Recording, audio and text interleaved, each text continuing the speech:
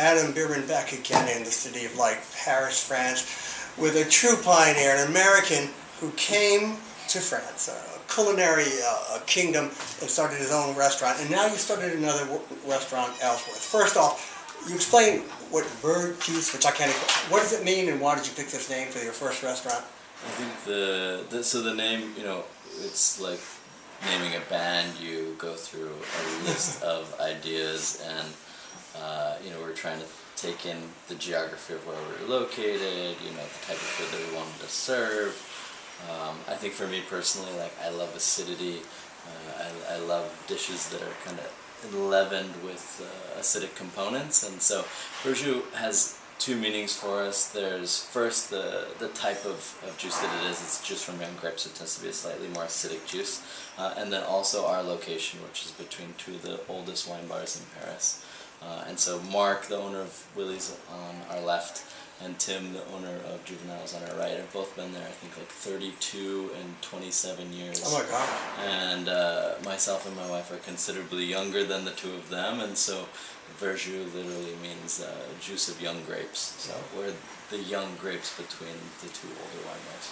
So you initiated, you survived, you overcame some Franco-bureaucratic hang-ups about your education, about your menu, we were salting Parisian food, and now you've opened up Ellsworth, named after your grandfather, reputedly to have the best fried chicken in France. What's the difference between the two restaurants? And what metros are we in between right here? It's Pyramide and Palais Royal. Very easy to find.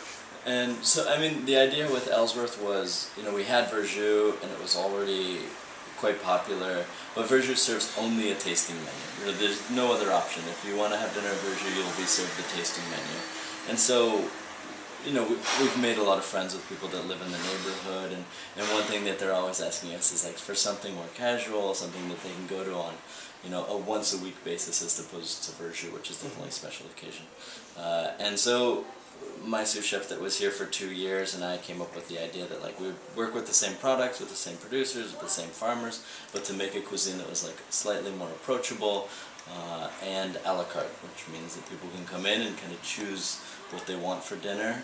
And so we made smaller plates that allow people to kind of choose 5 or 6 items to share between 2 people, and then you get an opportunity to taste a lot more of the products that we have. Be casual and talk. American food, you said, is ingredient driven and endlessly creative, and that's what you continue to combine here at your 2 restaurants? Yeah, I think that, you know, it's hard to separate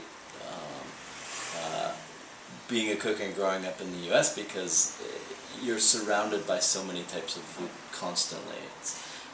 When we go out to dinner with my parents in Boston, it'll be Chinese food on Monday and Italian food on Tuesday and Thai food on Wednesday and Thai food, and the list goes on. And so I think as a cook, especially a cook that's living and working here in Paris, you just have a much broader color spectrum. You have, like, a larger box of crayons this week that you have to work with, because we approach a lot of these ingredients, I guess, released from the rules that have kind of been codified in French cuisine.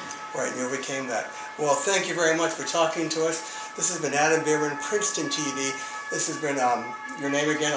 Braden Perkins. And I can't even say that. Verjus in Ellsworth, in the heart of Paris, called the first contemporary American restaurant in Paris. That's something to talk about. Thank you for your time.